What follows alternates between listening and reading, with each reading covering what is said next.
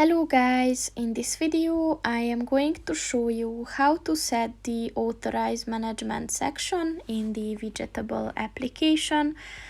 But first I just want to mention, don't forget to subscribe to my channel, because at 10,000 subscribers I am going to show you my whole YouTube revenue statistics and growth strategy, as well as how to make money online. Let's jump into it.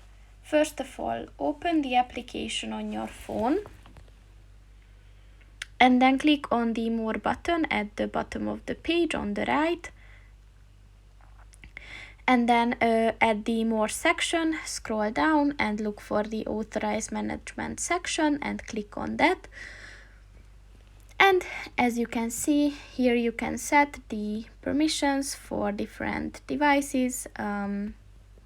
For example, if you want to access permission for Bluetooth, then just click on the Set button and click on the OK button. And once you see a green tick, it means that it's enabled.